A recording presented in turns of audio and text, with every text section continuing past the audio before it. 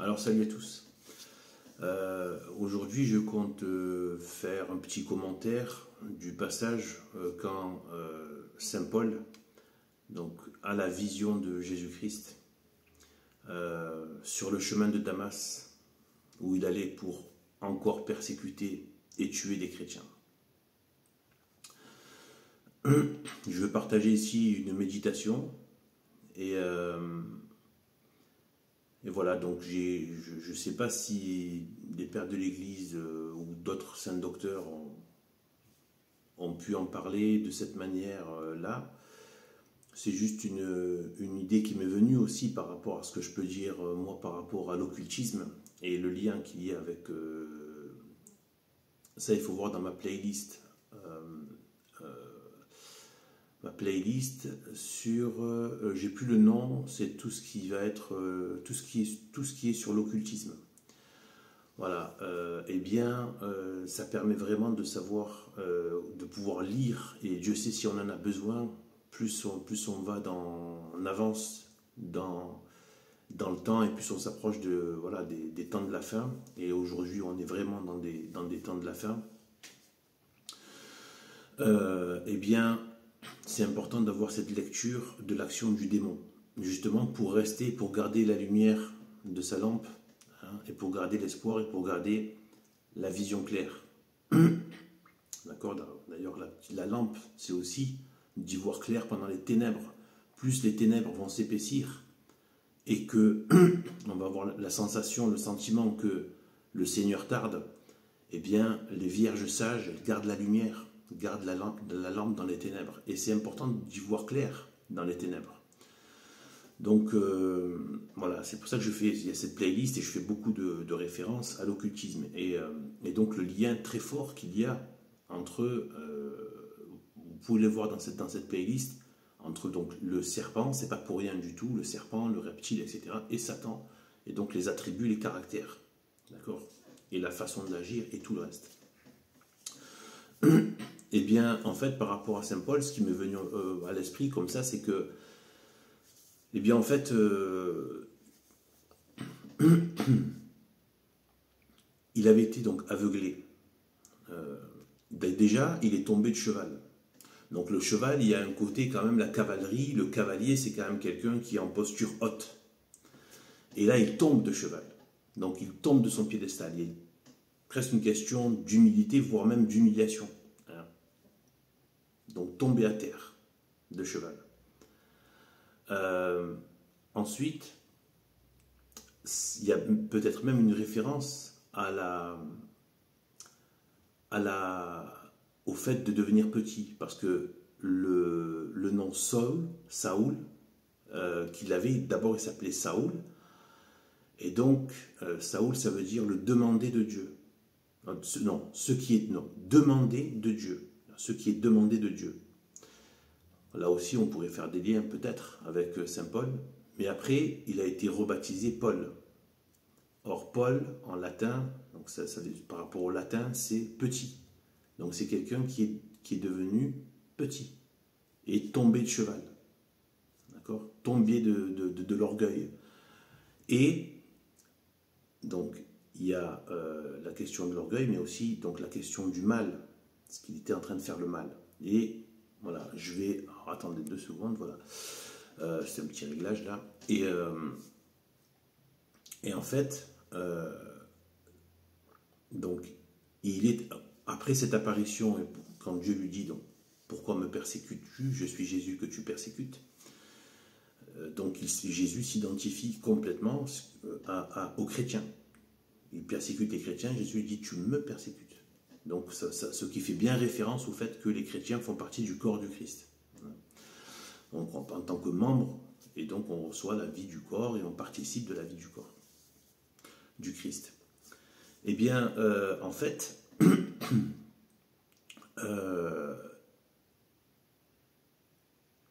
pendant 3 jours, il devient aveugle. Il devient aveugle. Pendant 3 jours. 3 jours de ténèbres. Et pour qu'il retrouve la vue, donc il a dû attendre 3 jours. Donc le Seigneur a envoyé Anania. hein, le Anania, donc qui a baptisé Saint Paul. Sauf si je me trompe, mais je pense pas me tromper. Bon, ça c'est quelque chose de point technique à vérifier. Eh bien, Anania,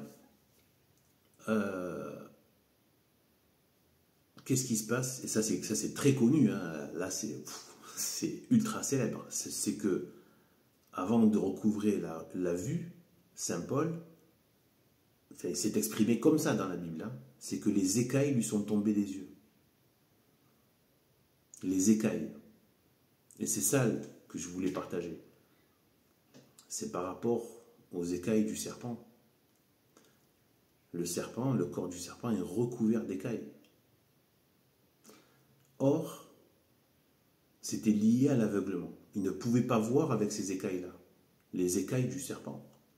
Donc, l'action démoniaque. Donc, il était dans l'erreur parce qu'il s'en prenait aux chrétiens, qui eux étaient dans la vérité. Or, l'erreur est liée au mensonge. Et le mensonge, c'est Satan. Puisque le mensonge, quand on ment, on induit en erreur. Si on ment sur quelque chose, ceux à qui on a menti sont dans l'erreur. Mais on leur a menti. Donc il y a un lien entre le mensonge et l'erreur. Puisqu'on n'est plus dans la vérité, on est dans l'erreur, et ça induit en erreur. Ça met dans l'erreur, dans la non-vérité. Eh bien, donc il était dans l'erreur. Et l'erreur est liée au mensonge. Vous suivez jusque-là. Or, le père du mensonge, c'est Satan. C'est Dieu lui-même qui le dit par la sainte bouche de Jésus-Christ. Eh bien,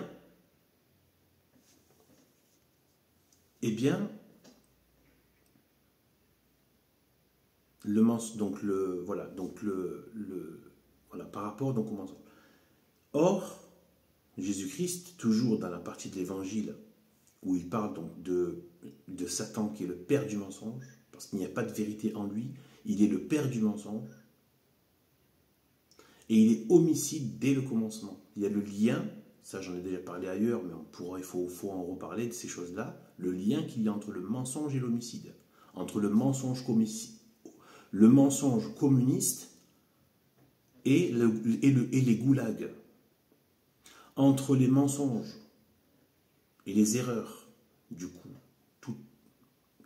qui ont été, voilà, les mensonges et les erreurs de la République, des soi-disant philosophes des Lumières qui sont en fait les philosophes des ténèbres, qui sont donc dans le mensonge et l'erreur, le mensonge de Satan qui amène à l'erreur, et donc c'est lié, quand on est dans l'erreur, issue du mensonge, on est dans le mensonge. Et donc la République, avec la terreur, la guillotine, les génocides, les guerres qui n'ont pas arrêté depuis, avec de Napoléon jusqu'aux guerres mondiales, etc., les colonisations, les massacres, etc. Contrairement à ce qui est raconté, à la légende urbaine d'ailleurs républicaine et gauchiste, c'est la République qui a du sang sur les mains, qui est la criminelle, qui est la grande criminelle. Et elle est née du mensonge et de la terreur. Comme son père le diable, qui est menteur et homicide dès le commencement. C'est exactement l'histoire de la République. Donc, eh bien en fait, donc il était dans l'erreur. À cause du mensonge, les écailles, mensonges qui l'ont rendu aveugle. Il était dans les ténèbres, qu'il était dans l'aveuglement. Par le diable. Satan, qui plonge dans l'aveuglement par le mensonge et qui induit dans l'erreur. Et du coup, on fait les œuvres du menteur, du père du mensonge, et il est homicide. Et qu'est-ce que faisait Saint Paul? Il tuait les chrétiens. Il était dans l'erreur, donc, du mensonge, et du coup, il tuait. Beaucoup de cultes se mettent à tuer, etc. Être homicide.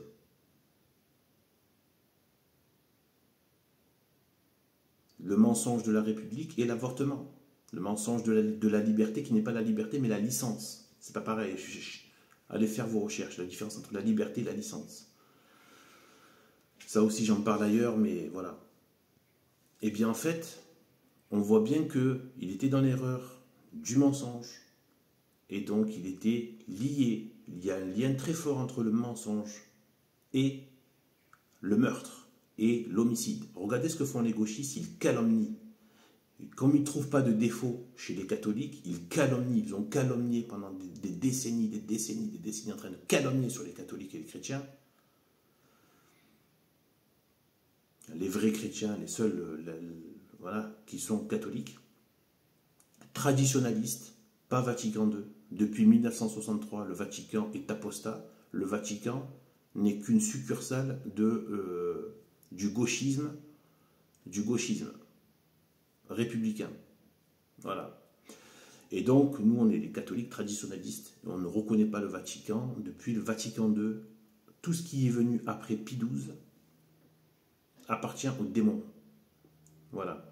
Ce qui ne veut pas dire que tous les gens qui ont évolué là-dedans sont tous démonisés, forcément. Mais ce que je veux dire, c'est que, au contraire, il y en a encore, même aujourd'hui encore, qui ont des grâces. Parce que Dieu est venu pour le faire. On parle des hommes, les hommes de bonne volonté. Les hommes de bonne volonté, même hors du christianisme, ils vont recevoir des grâces. Ils reçoivent des grâces. Donc, voilà. Mais en tant qu'Église, en tant qu'institution, et donc une politique, qui n'est plus la politique du Christ, mais la politique de la République, puisque tout ce que fait met en avant toute la façon même de pratiquer. Vous voyez que c'est des réformateurs. Qu'est-ce que font les présidents de la République? Dès qu'ils viennent, des réformes. Évidemment, tout le monde se met à vomir ses tripes, mais il continue, il faut faire des réformes. Et bien c'est pareil. En fait, vous avez les pseudo-papes, les faux papes, depuis Vatican II, donc depuis l'imposteur Jean XXIII, le franc-maçon, et tous les autres sont des francs-maçons, jusqu'à aujourd'hui Bergoglio, en fait, ce ne sont pas des papes. Déjà, tu ne peux pas être pape et franc-maçon, c'est impossible. Ça, c'est deux fois, quoi. Voilà. L'Église a combattu la franc-maçonnerie parce que la franc-maçonnerie a combattu l'Église, tout simplement. Mais bon, Dieu a permis cette victoire apparente. Et donc voilà. Mais en fait,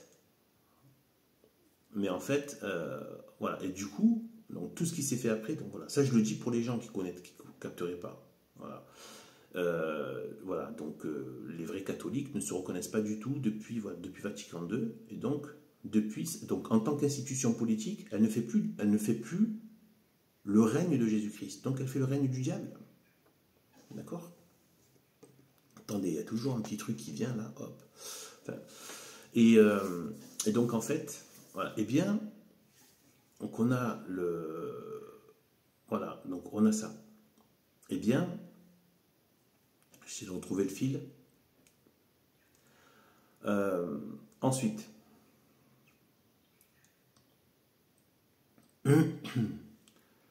voilà, donc le gauchisme, je disais, donc il calomnie. Oui, pardon, je disais aussi, oui, par rapport aux gauchistes. Les gauchistes, ils calomnient pour mieux justifier. Donc, ils calomnient pour vous criminaliser. Regardez bien ce que font les gauchistes. Ils passent leur temps à vous dire que vous êtes des criminels. Contre des migrants, contre les enfants et les bébés même. Alors que ce sont ces mêmes gauchistes qui ont fermé leur grande gueule de lépreux satanisés sur le film, sur la pédophilie, Freedom, voilà, je ne sais plus quoi, le titre. Voilà, le film, donc le très grand film sur le satanisme, enfin, sur la pédophilie, dans le monde justement où il y a les gauchistes, hein, alors ce ne sont pas des combattants anti-pédophiles. Par contre, pour calomnier, ça, ils sont forts. C'est des calomniateurs. Or, c'est un des noms de Satan, le calomniateur. Il a parlé contre Dieu. On peut même le voir déjà qu'il ment sur Dieu, puisqu'il dit non, vous ne mourrez pas. À Adam et Ève, alors que Dieu a dit vous mourrez si vous mangez de ce fruit. Donc déjà, il a fait mentir Dieu. C'est un calomniateur. Satan, même le nom de Satan, c'est celui qui s'oppose, mais s'oppose aussi par la parole. Mais c'est un menteur, donc il s'oppose par la parole en mentant. C'est ce que font les gauchistes. Il s'oppose par la parole en mentant, en calomniant tous ceux qui sont dans la vérité, pour, entre guillemets, justifier de les tuer. C'est ce qu'a fait la République, pour justifier de tuer. C'est ce qu'a fait le communisme, etc., etc. Pour libérer complètement le meurtre, on ment. Vous voyez? Donc, Saint Paul était là-dedans. Il était dans le mensonge, l'erreur. Le mensonge de Satan, donc l'erreur, et du coup, il était dans le meurtre. Il avait la justification du meurtre des chrétiens. De la vérité. Qui était dans la vérité. Et donc les présidents, je disais aussi par rapport à les soi-disant, les présidents de la République, eh bien en fait, vous voyez les faux papes, donc les faux papes du faux Vatican, enfin de la secte Vatican II complètement pervertie et apostat, eh bien ce sont comme des présidents qui viennent faire des réformes. C'est ce qu'a fait Jean-Paul II, tout ça. Ils viennent, c'est ce qu'a fait Paul VI, en fait ce sont des présidents de la République du Vatican apostat, donc le Vatican qui est apostasié, donc il se donne des présidents de la République de la grande apostasie, et qui viennent faire des réformes qui vont dans le sens de l'apostasie. Voilà, des réformateurs. Alors que normalement, ils ne sont pas là pour réformer, mais pour confirmer la foi en permanence. C'est ce que font les papes depuis le début. La foi. Dieu lui-même a prié pour Saint Pierre pour que sa foi ne défaille pas. C'est lié à la foi. Et donc défendre la foi et de la garder. Et non pas de réformer la foi. En plus par des lépreux satanisés. Quoi. Et bien en fait Saint Paul, voilà, donc il y a cette logique que je trouve intéressante donc, par rapport à ces écailles. Donc la marque de l'emprise de Satan sur la conscience, la vision humaine, qui amène au meurtre, à la haine de la vérité, à la haine du bien, donc à la haine des chrétiens, qui peuvent le refléter, forcément, et qui deviennent donc à l'image de leur père qui est le diable. Et bien en fait, voilà, et donc on a ça. On a vraiment, voilà, on a ça. Et qu'est-ce que je peux dire aussi on a aussi le fait que ce soit Anania. Je suis allé voir Anania, en fait ça veut dire, dans l'étymologie, ça veut dire la grâce de Dieu. Donc, c'est par la grâce de Dieu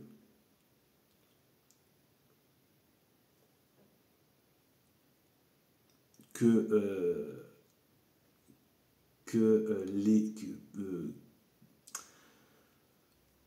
les yeux de Saint Paul ont pu revoir, mais en fait c'est surtout aussi l'œil spirituel, voir par l'esprit. C'est ce que n'ont pas les catholiques et ceux qui n'ont pas la grâce.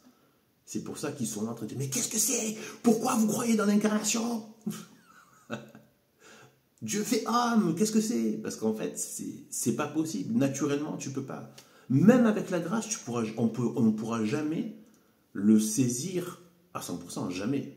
Si on arrive à le saisir à 1 ou 2%, et encore même pas. Enfin, là, je m'aventure encore trop. Je veux dire, mais c'est pas grave. En fait, la grâce nous fait nous mettre en paix avec ça. Il peut y avoir quelques luttes, quelques petites batailles de temps en temps, mais la grâce nous fait mettre en paix avec ça. Et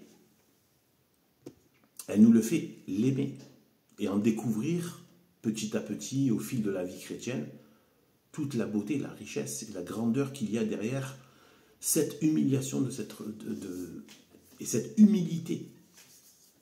Dieu est infiniment humble. C'est une vertu de Dieu. Et donc voilà, donc il a très bien pu le manifester comme cela, de s'abaisser jusqu'à s'incarner dans une créature qui est invisible à l'œil nu, pour manifester peut-être son humilité. Lui qui est l'infiniment grand, dans quelque chose qui est infiniment petit. Eh bien, on a cet aspect, et donc c'est Anania. Et Anania, c'est la grâce de Dieu. Donc c'est par la grâce de Dieu, donc le nom Anania, par la grâce de Dieu que les yeux se sont ouverts. Et là on voit encore les confirmations de tout, des paroles de Jésus-Christ. Personne ne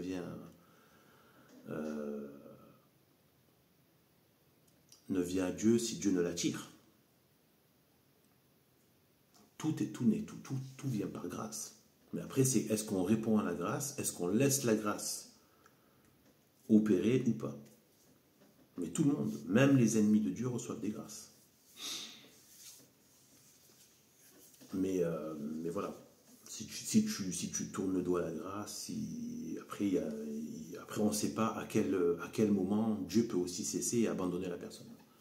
Au bout de temps, on ne sait pas combien, selon les personnes, selon les situations.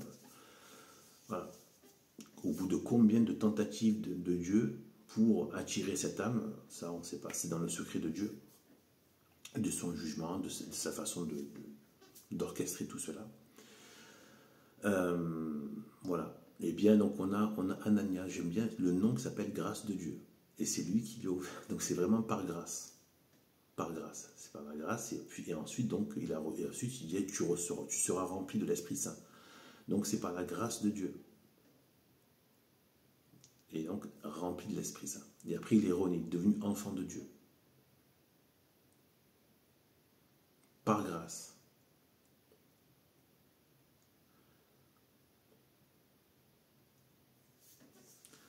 Donc, et ensuite, il est devenu sans doute l'apôtre le plus combatif et dans le sens, oui, dans le sens batailleur, quoi. C'est hallucinant.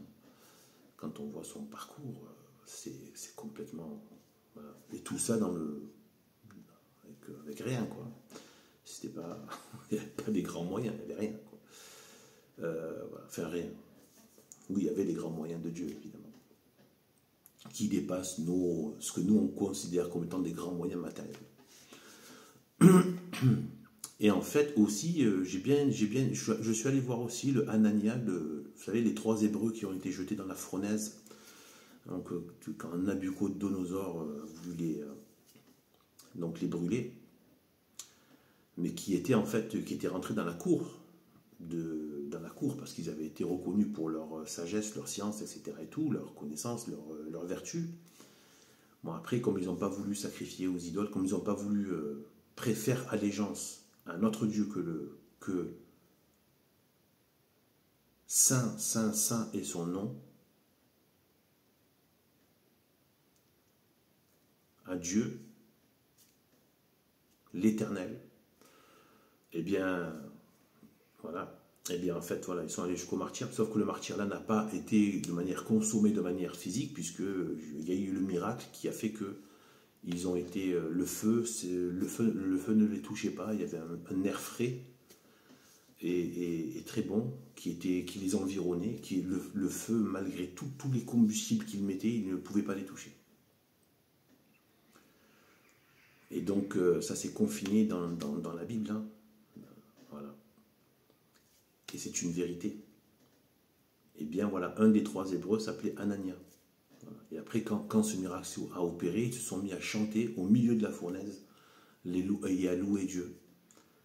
Et à demander à toute la création, tout le monde de louer le Seigneur, de louer Dieu. Voilà. Et bien, voilà.